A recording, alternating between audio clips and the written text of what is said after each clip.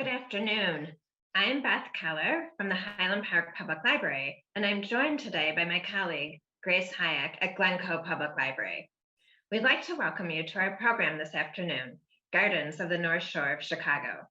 Today's special program is presented by a partnership with Glencoe Public Library and Highland Park Public Library. We're very excited to host avid gardener and preservationist Benjamin Lenhardt to take us all on a virtual tour of private gardens along the North Shore, which is based on his book, Gardens of the North Shore of Chicago. The book features 25 private gardens along the North Shore, interviews with owners, and beautiful photos by noted landscape photographer Scott Shigley, some of which you will see today. The Bookstall, an independent bookstore in Winnetka, is supporting this event with online sales of the book. A link to purchase Gardens of the North Shore can be found in the chat box on your screen.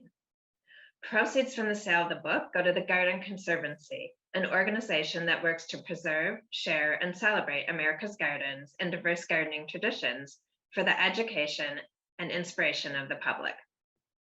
Following today's presentation, there'll be a question and answer session. You can submit your questions by clicking on the Q&A icon at the bottom of your screen and typing in your questions. Please note that as an attendee today, your microphone and camera are turned off. Closed captioning has been enabled. You can turn off the closed captioning by clicking on the live transcription or more icon at the bottom of your screen. Today's event is being recorded. I'll now turn it over to Grace Hayek from the Glencoe Public Library to introduce our speaker. Thanks. Hi, good afternoon, everyone. I'd like to introduce our speaker today, Benjamin Lenhardt. He began gardening in the Carolinas when he was young, and over the last 30 years, he's gardened passionately in the different climates of Winnetka and Charleston, South Carolina. Following a career in investment management, he has concentrated on gardening and historic preservation. Mr. Lenhardt served for 7 years as chairman of the Garden Conservancy, where he continues as chairman emeritus. He's also a board member at the Chicago Botanic Garden, the Shedd Aquarium, and the Peggy Notebart Nature Museum in Chicago, and in Charleston, the Drayton Hall Preservation Trust, the Preservation Society of Charleston, and the Gibbs Museum of Art. Mr. Lenhardt, we're so pleased that you can be here today to share some local loveliness with our webinar participants. You can go ahead now. Well, thank you very much, Grace and Beth, for showing and inviting me. I've got to bring up my presentation here. You just give me just 1 second.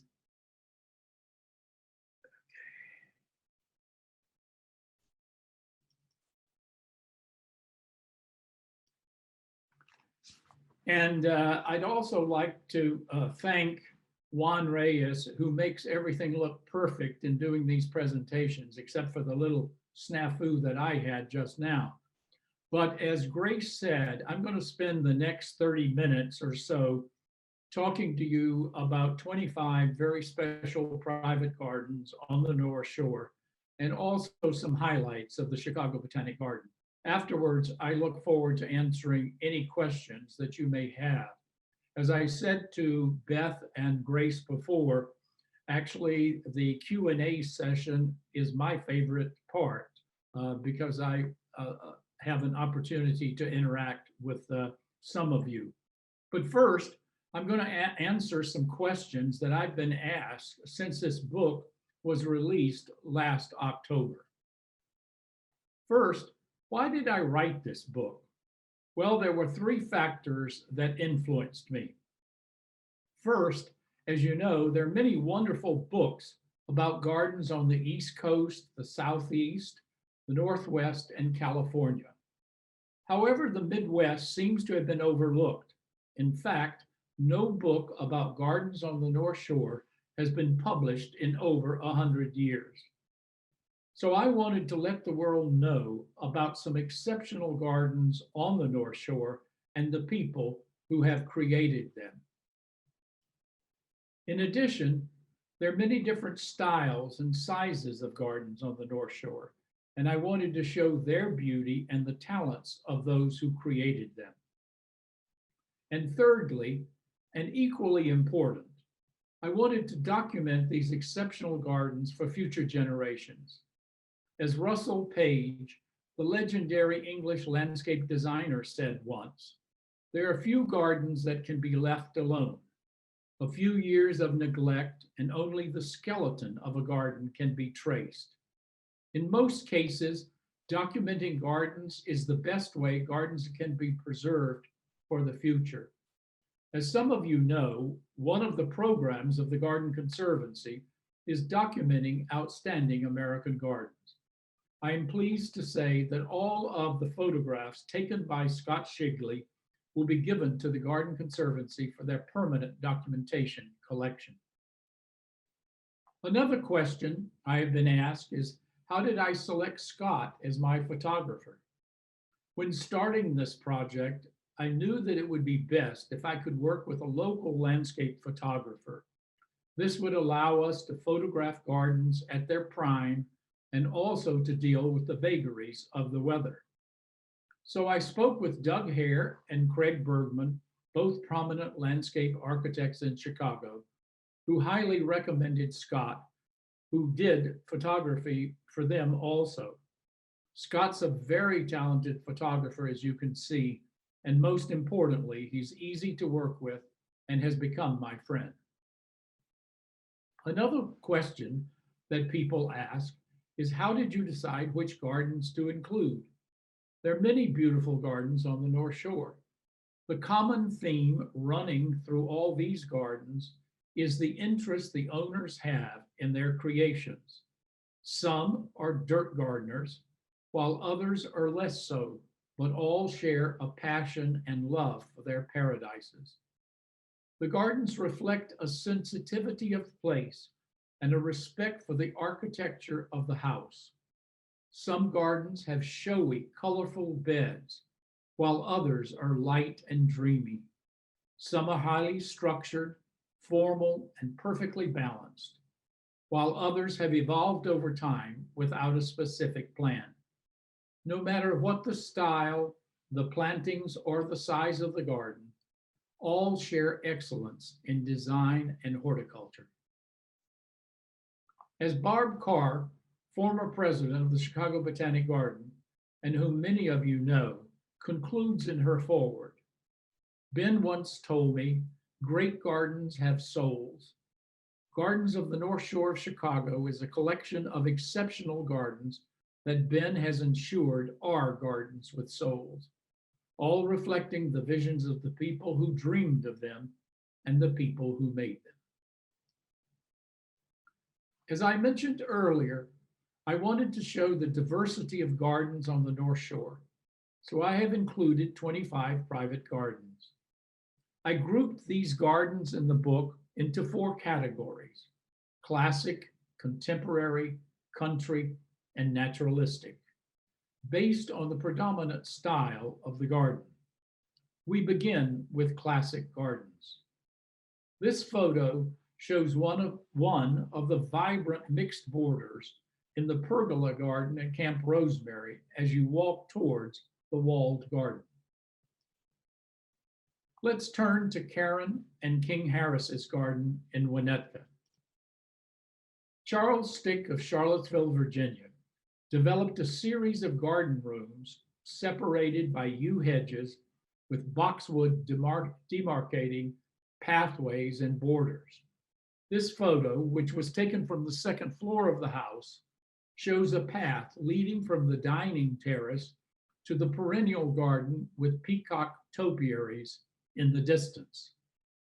Also, I should say that the first slide that you saw that was announcing this event was another photo of the Harris's garden.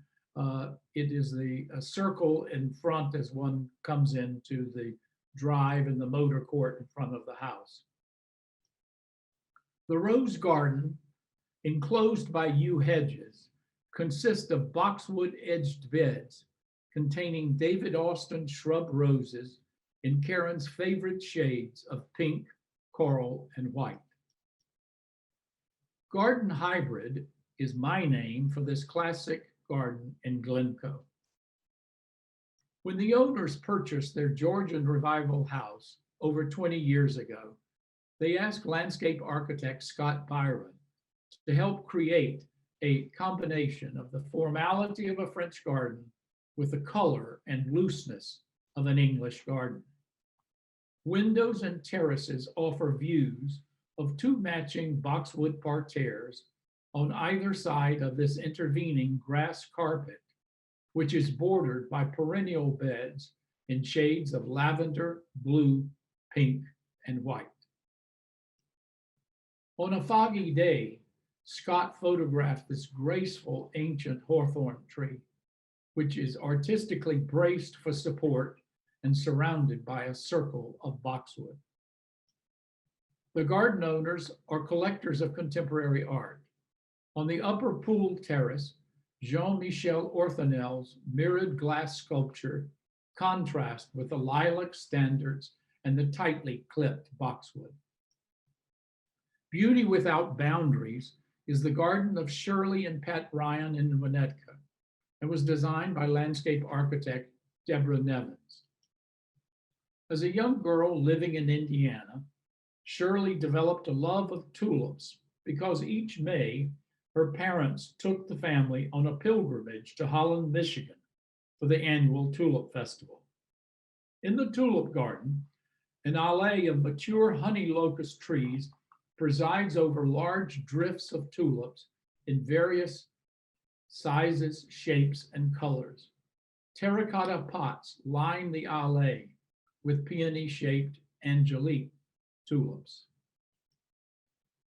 The cloister garden features climbing wisteria on the Tudor-style pergola and boxwood parterres with topiary peacocks sculpted from yews.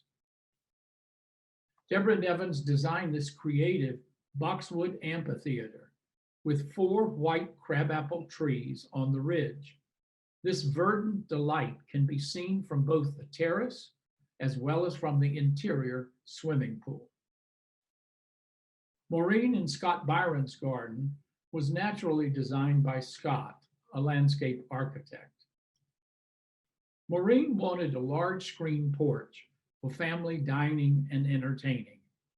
There are many wonderful views from this porch, including this bluestone terrace with a contemporary fountain. A pleached Armstrong maple allée nestled into boxwood frames provides the focal point as one enters the porch. CLINOLA is an historic garden in Lake Forest that has been lovingly restored and enhanced by Stephanie and John Harris.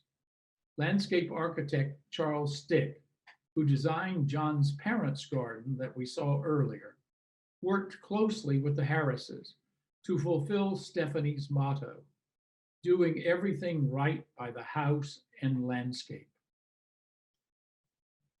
Ferruccio Vitali in 1927 designed the formal garden seen here after renovation by Stick. The garden is bounded by arts and crafts lattice paneling surrounding the descending lawn and perennial borders, and terminates with a small pool and replica of Diana de Versailles. An intricate boxwood parterre provides greenery on the large rear bluestone terrace, which opens onto a greensward and prairie beyond. Mixed borders alongside the walled garden to the right offer seasonal color. The vegetable garden, as Stephanie calls it, is actually 2 large garden rooms, a cutting garden and a vegetable garden that is surrounded by hornbeam hedges with 4 white Chippendale gate openings. The larger cutting garden, which is pictured here, has 4 large boxwood parterres with old apple trees, perennials, and white iceberg roses surrounding a wellhead. EDGECLIFF is another historic property and the home of Donna and Terry McKay in Winnetka.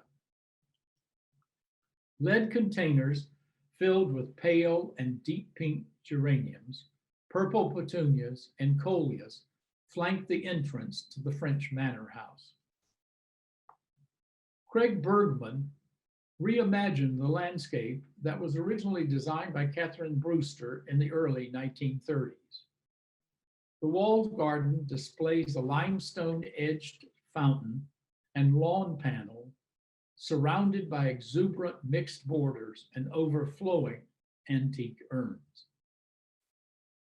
The pergola, created by Craig Bergman, was inspired by the Great Dixter Garden in England and overlooks the pool terrace with 2 tiers of perennials on either side of the water.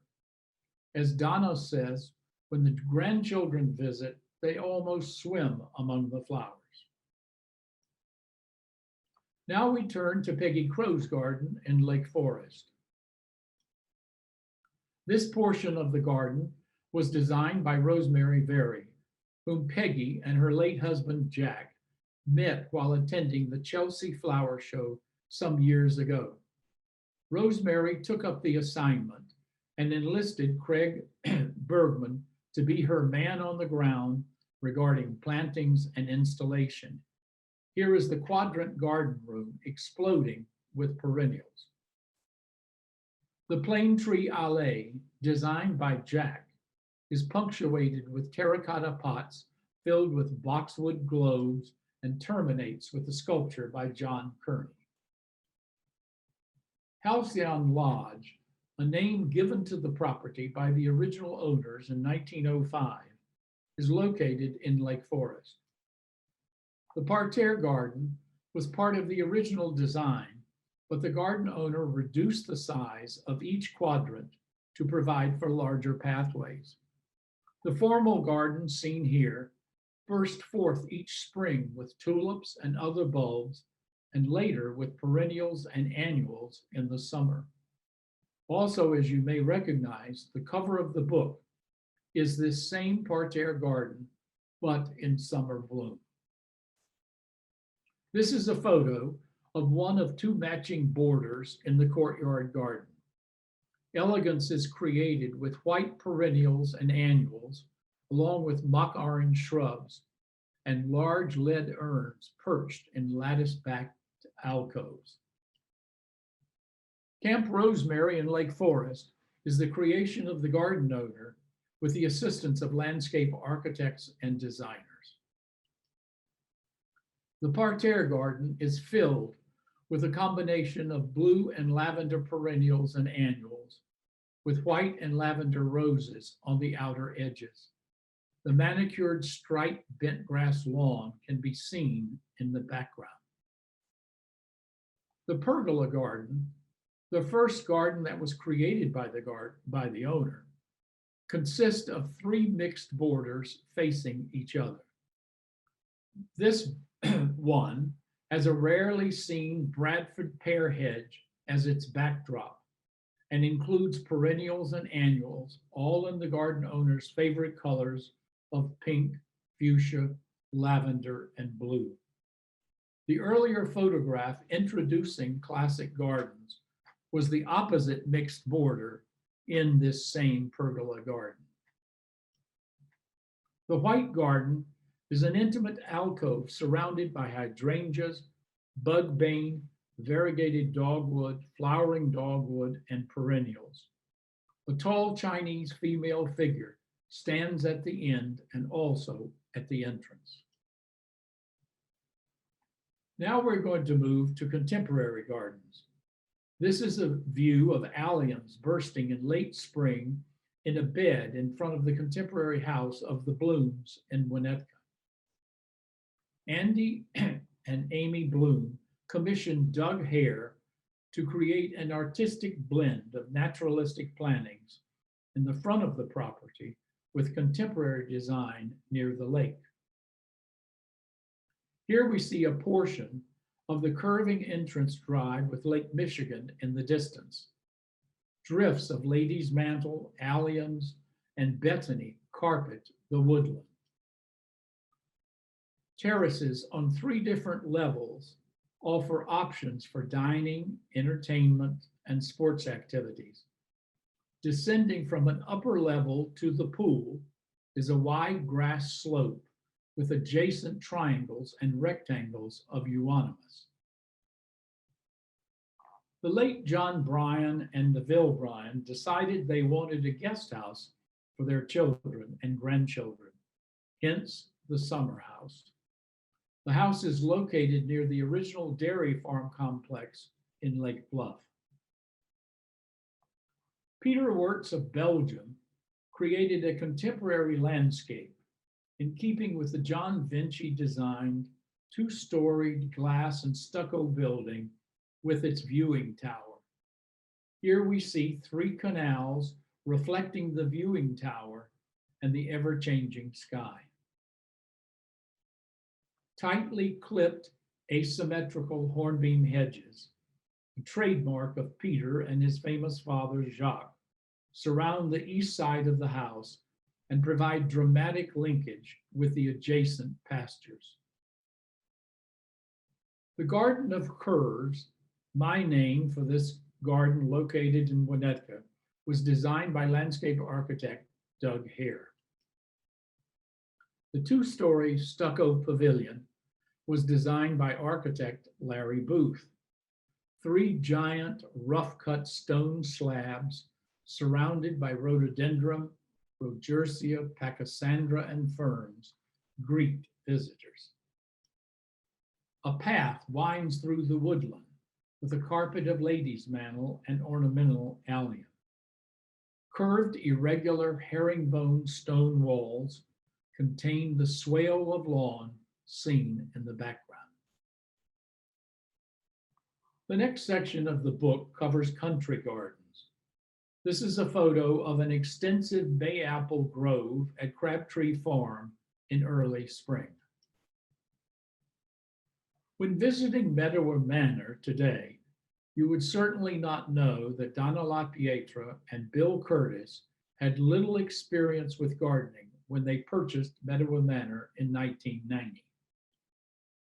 Donna and Bill have restored and created many new gardens, including this aqua theater with its lawn platform for musical and theatrical performances surrounded by water and an evergreen backdrop. Espaliered apple trees separate the vegetable garden from the meadow, where blue camassia blooms in late spring. Bill, who grew up in Kansas, has always had a love affair with prairies. Here they have created a large mound reminiscent of an Indian mound with 3 different levels for viewing the 30-acre prairie of blazing star in full bloom in August. The back cover of the book is another photo of the prairie.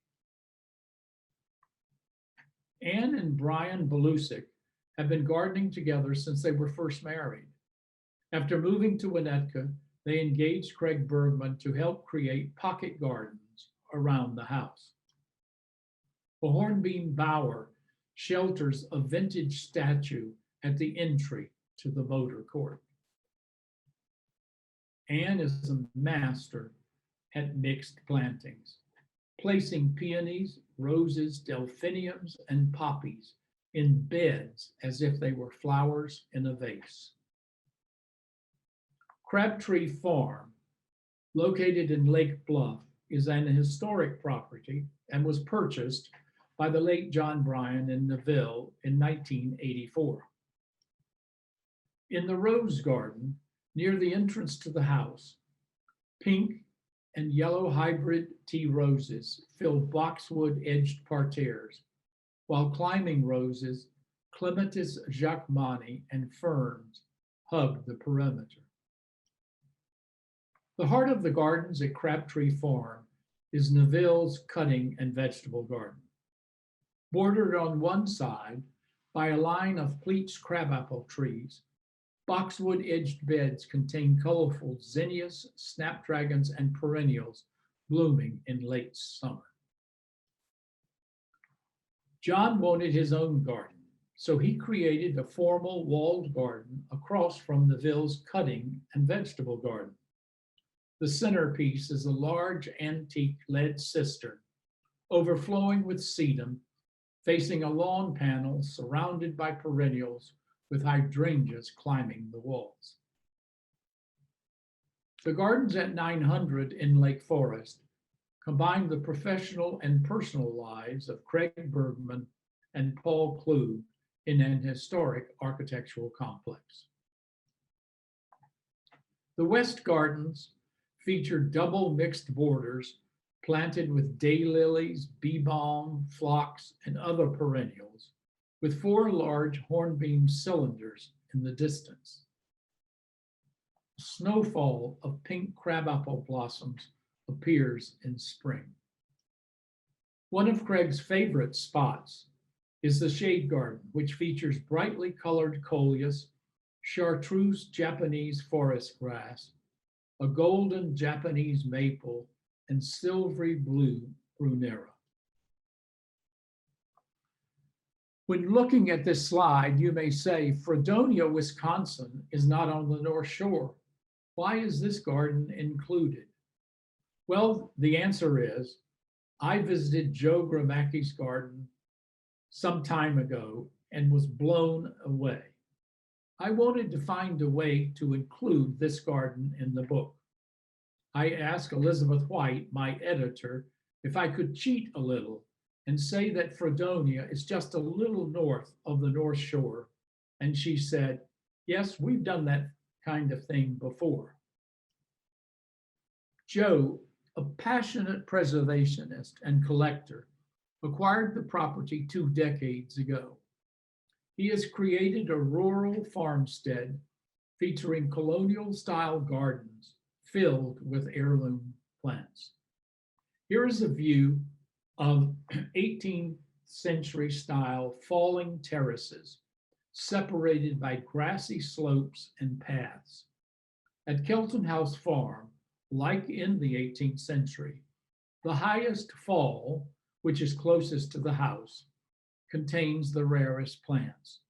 Lower terraces are reserved for vegetables.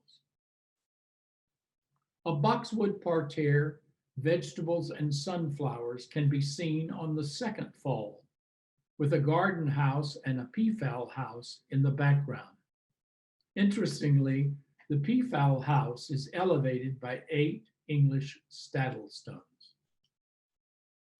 Late summer brings bright perennial and annual colors surrounding some of Joe's extensive collection of antique garden ornaments. Old Mill Farm in Lake Forest is the home of Sherry and Frank Mariani.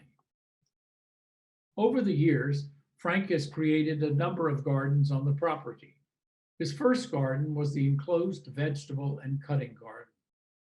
Frank, who is an avid cook, says, I wanted my own vegetable garden so I could go out and pick whatever was needed for dinner that night. Espaliered fruit trees separate the orchard from the lawn and the prairie beyond.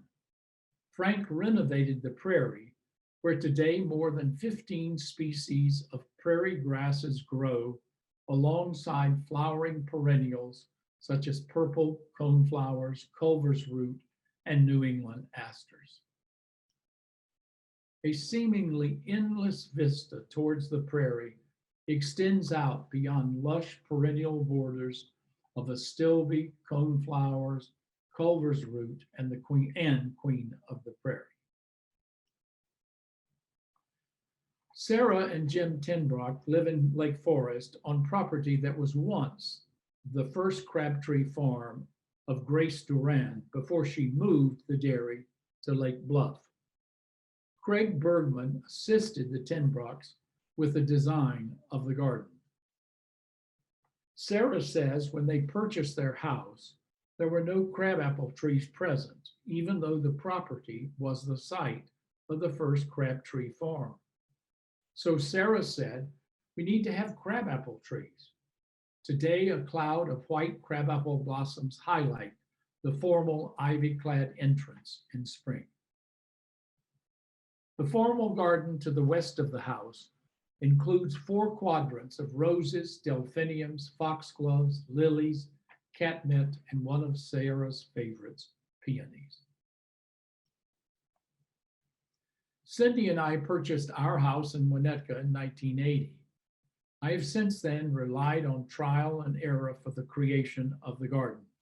Many times, unfortunately, it has been error. The Nantucket style architecture and its location at the top of one of the most southern ravines on the North Shore guided all my gardening decisions.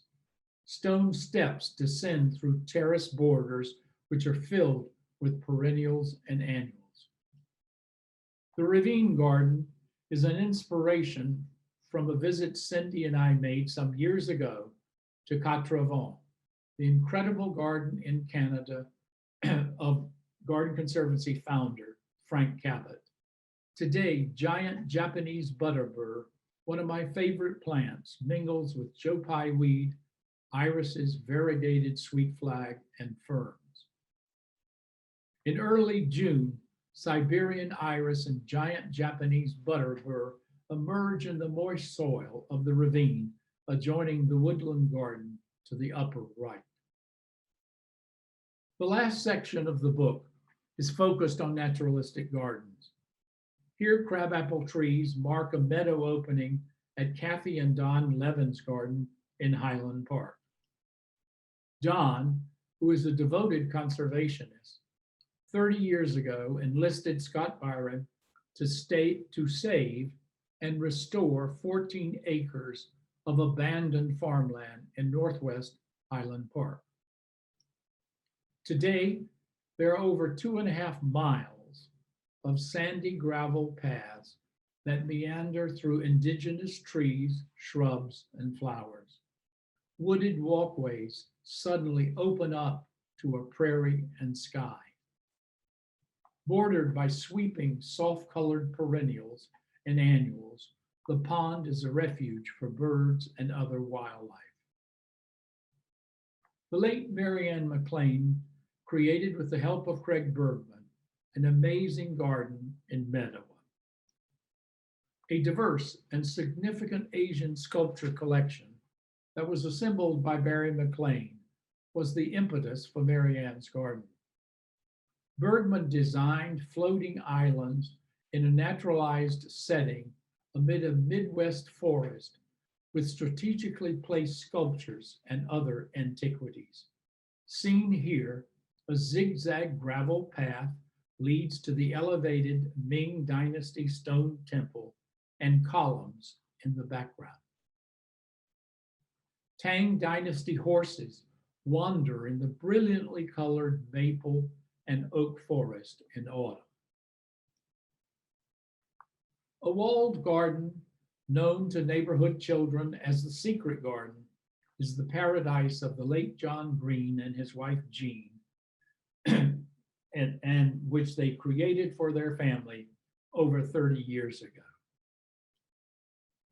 Doug Hare, recently having returned to Chicago from an internship in England with the late John Brooks, was eager to demonstrate his skills on this, his first major residential commission.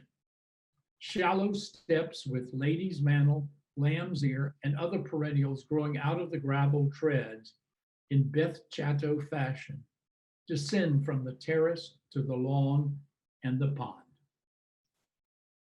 Throughout the garden, whimsical bronze sculptures of animals created by Jean, a sculptress and painter, give a sense of humor and surprise to the garden. Here, a lively frog, known as the ballet dreamer, lifts a foot in delight near the pond. Jean told me John posed for this sculpture. Nicole Williams and her husband Larry Becker have in Glencoe combined a Jim Jensen-inspired meadow with a Japanesque landscape, as Larry likes to say.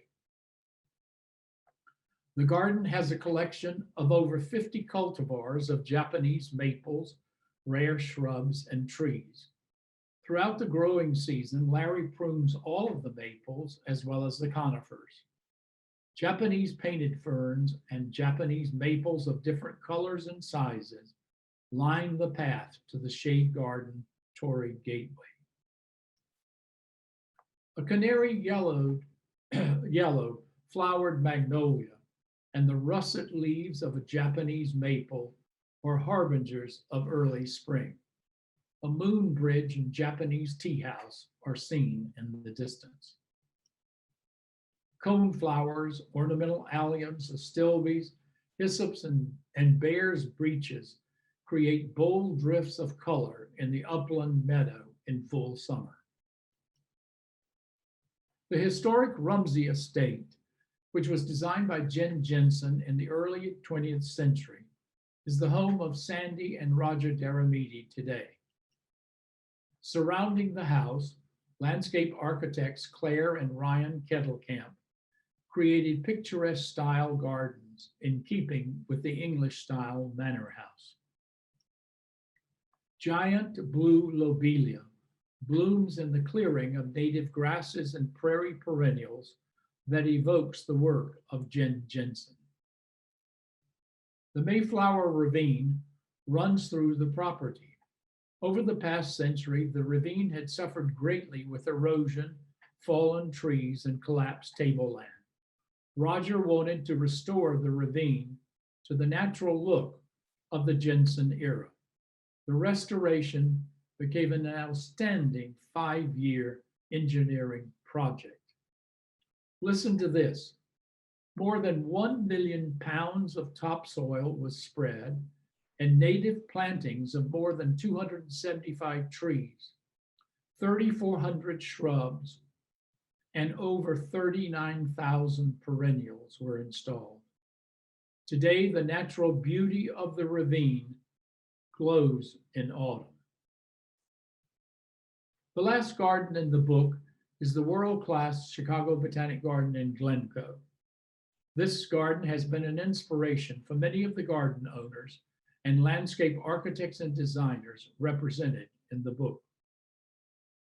This is a photograph taken 2 years ago in October of the iconic Linden Allée that is punctuated with stone spheres.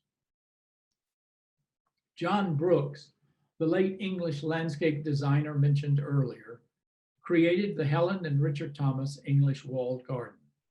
Each room of the garden represents a different tradition of England's long gardening history. Here we see the formal daisy garden. Evening Island, designed by Omi van Sweden and Associates, is 5 acres of layered masses of foliage and flowering plants, such as this haze of deep blue iris and catmint in late spring. Thank you very much. And now I would be very happy to answer questions that you might have. Thank you. Thank you so much for that, Ben. It was just transporting. We do have some questions. I want, before we get to them though, I want to mention that we're going to do some 2 very brief polls that will pop up on the screen. The first one is to help us estimate how many people are with us today. So we'd appreciate it if you could fill in your vote there.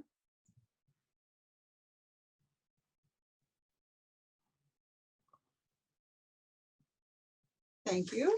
That should probably do it. And now we have a second poll with a fun little question that perhaps you could give us your opinion on.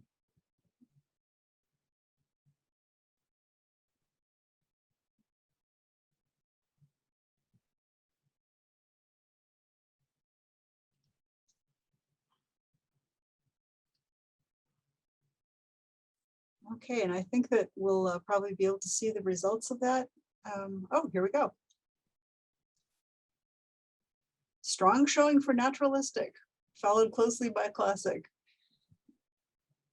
Good choices, everybody. It's hard to go wrong with any of them though, isn't it? Let's go to the questions in Q&A. First of all, I wanted to ask a question of my own.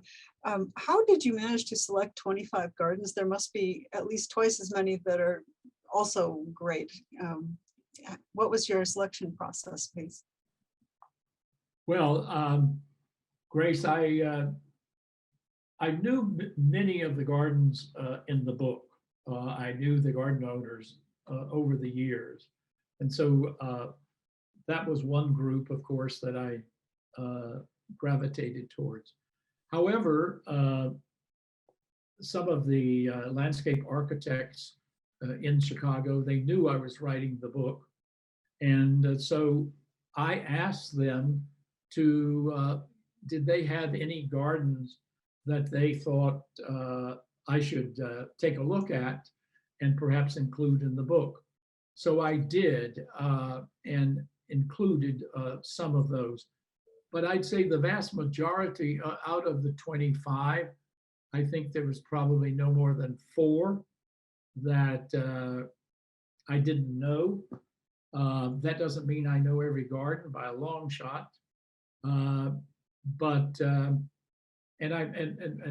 one of the other things that I was very pleased about was that I asked 24 people, could I include their garden?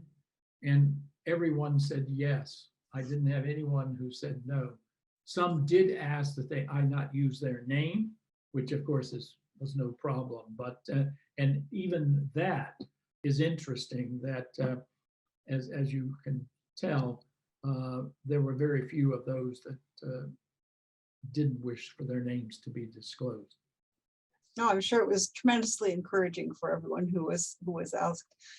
Okay, I want to mention to everyone watching that this is the time to start putting your questions into the Q&A if you'd like to ask our presenter anything. I'll start off with Francesca's question. How much work goes into maintaining gardens such as these? I'm assuming the work is daily and with many hands. Well, it depends. It's a very good question. Camp Rosemary, which you saw, is probably the most intensively gardened.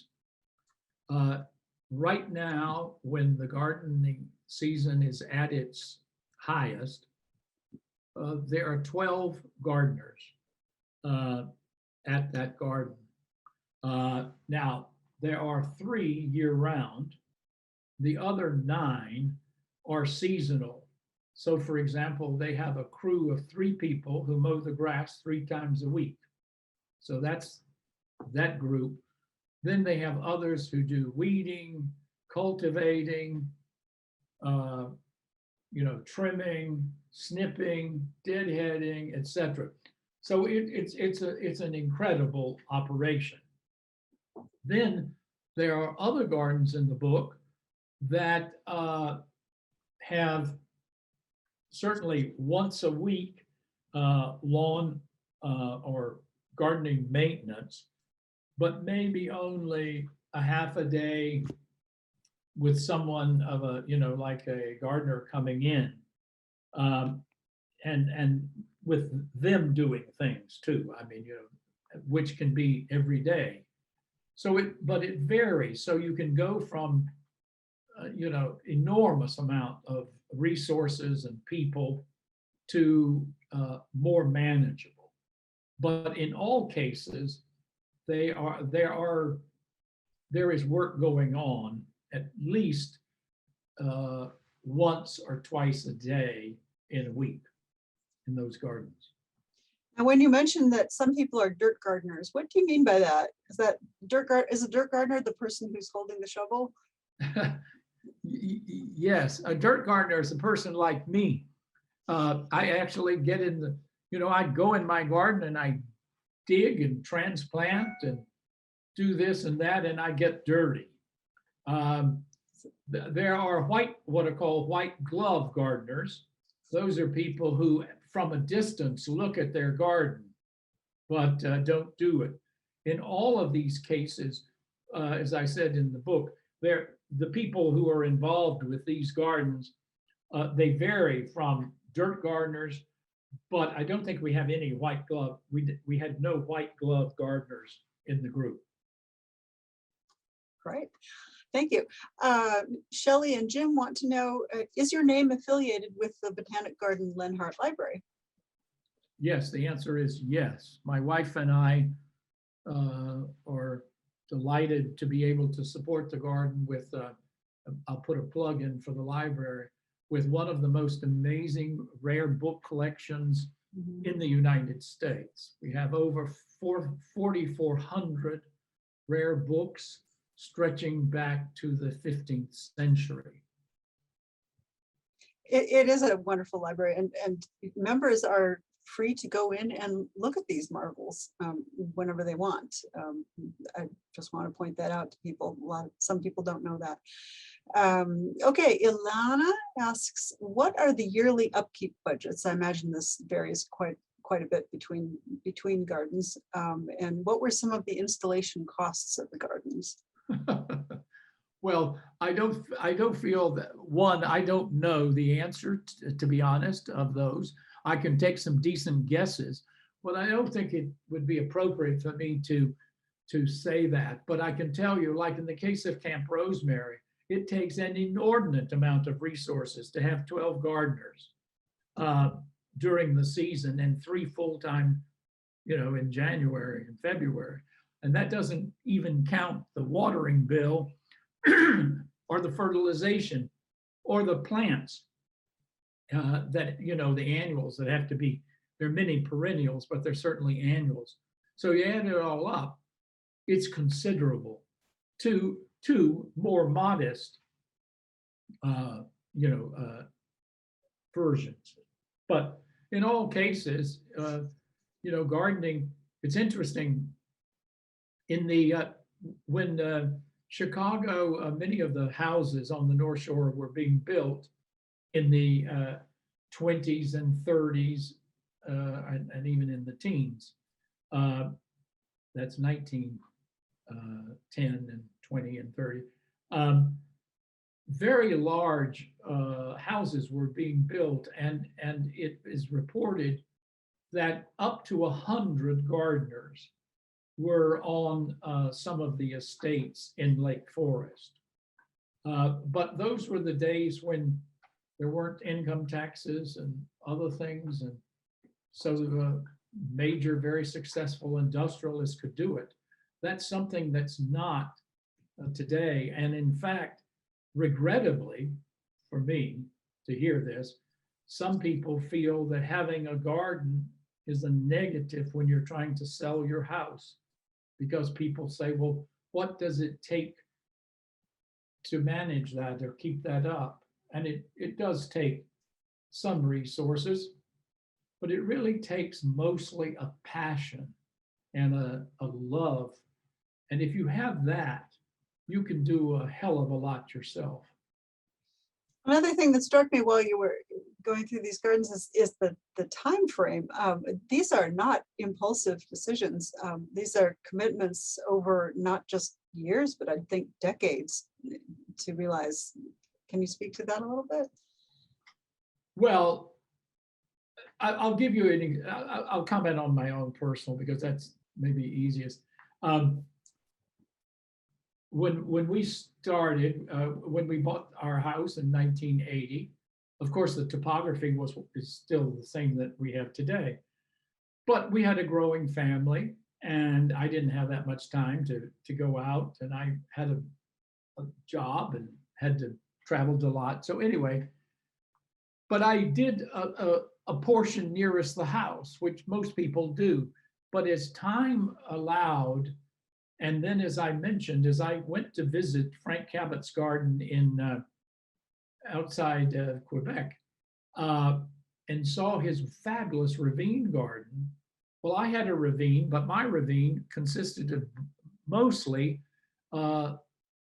orange tiger lilies that had been planted in the 40s and had grown all over. And I wasn't a great fan of that. So I came back and said, I'm going to try to make a poor man's ravine garden after visiting Frank. But that was a 7-year project. It took us about 3 years to get rid of the orange tiger lilies. So you're correct, it does take time. That's another thing that anybody who wants a wonderful garden is take time. Let the good Lord help you. plant, you don't have to have instant gardens, because instant gardens eventually don't look half as good as gardens that take time, and you see how they're growing and the rest. It's plus you don't have all the fun of watching that process. Great, thank you. Lori asks, are we going to post the program?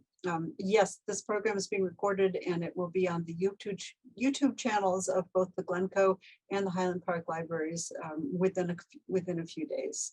So yes, you can watch it again and linger on the photos if you like. Here we have a question from someone else. Do you see a trend toward reducing lawn area and creating more pollinator and wildlife friendly gardens and mini prairies? Yes, is the answer. And it's occurring for some of the reasons I mentioned earlier. It's difficult to, for example, that bent grass lawn at Camp Rosemary. I only know of one other garden, and there's one here in Winnetka that has a bent grass lawn. That's a major upkeep issue. Plus, it takes a lot of fertilizers and the rest. So people are saying, why don't we, develop more meadows, more rain gardens, etc. And I think it's also more interesting. Not to say that I don't think lawns play an important role, I do, but I don't think you have to have acres and acres of lawns. I think you can have smaller lawns encircled by absolutely amazing borders, woodlands. The woodland garden is a gardeners, at least I think they do, I do, we go through love affairs, and we like certain plants and certain types of gardens for a certain period of time. Most people start off by wanting to have a perennial, an annual kind of garden. That's the first one because it's got the most color, and it's if you start from nothing, that's what you want. But then after you go, I went into the woodland, and wow, how much I was enthralled by that. And then I went to the ravine garden. So today the ravine garden is my love. It's not that I don't like the others, but that's the one that gets my juices flowing the most. And I think that's happening with these other types of gardens that you mentioned. Thank you. How did you and your photographer decide which seasons to photograph the gardens in? Spring, summer, fall? I didn't see any winter images, but how do you make that call? I'm sure all of these are lovely in every season. Well, you're correct. First, I'll say we were going to do some winter shots, but when we did most of the photography in 2019. If you'll remember, that was a cold winter, but we didn't have an enormous amount of snow. And to take snow shots, you need a light dusting. You don't want 10 inches. So it was a bad winter for photographing gardens. So the only shot is at the Botanic Garden, the Japanese bridge. But the rest, it was dictated. We tried to get the gardens at their prime. And some of the gardens were more in late spring. Some were in the middle of the summer. And as you saw, some of them were in the fall. So it was really, for example, if the ravine at the Mayflower Ravine, at the Daramedes Garden, the Rumsey Estate. If you go in the summertime, it's wonderful, but it's kind of a panoply of green, different shades of green. But in the autumn, it knocks your socks off. Thank you. We are running short on time. I'm going to ask just two more questions. Lawrence wonders, we're said to be in the midst of a drought in the north area above Chicago in particular. That's last night's deluge notwithstanding. How have these gardens done under these circumstances?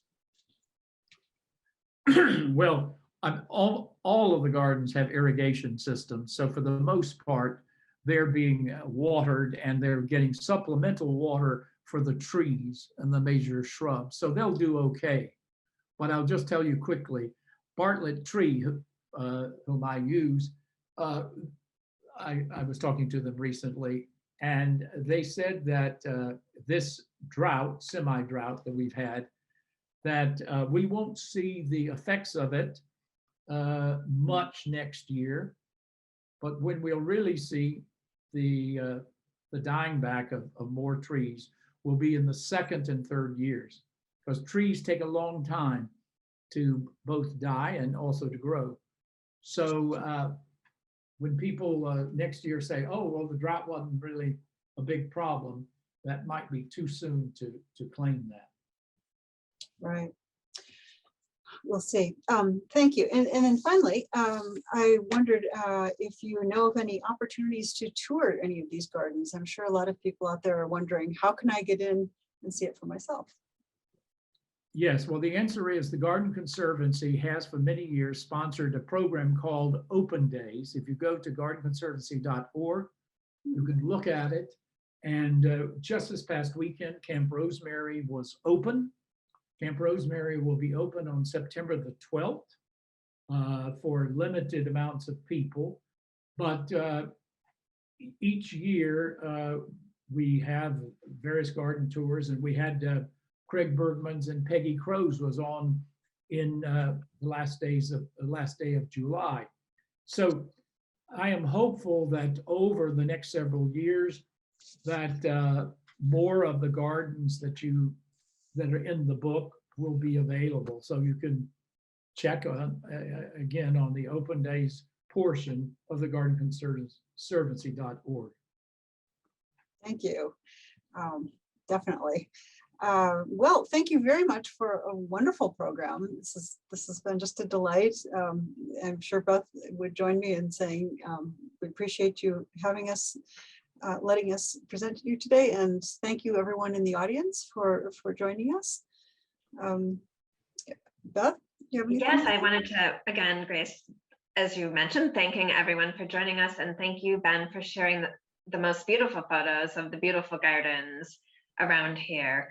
I'll just remind everyone that Ben's book, Gardens of the North Shore of Chicago, can be purchased from the bookstall using the link in the chat box, and proceeds from the book support the Garden Conservancy. And then both Glencoe and Highland Park libraries invite you to check out our other programs. We have a full schedule, and you can find more information at our websites, hplibrary.org and glencoelibrary.org. And as Grace mentioned, the program will be posted on our library's YouTube channels within the next few days. So that's it. And thank you all very much. Oh, and also Mr. Lenhardt's book is widely available at public libraries throughout the North Shore, so you can always come and check it out. Thanks very much, everyone. Thank you. Bye-bye. Bye-bye. Thank you.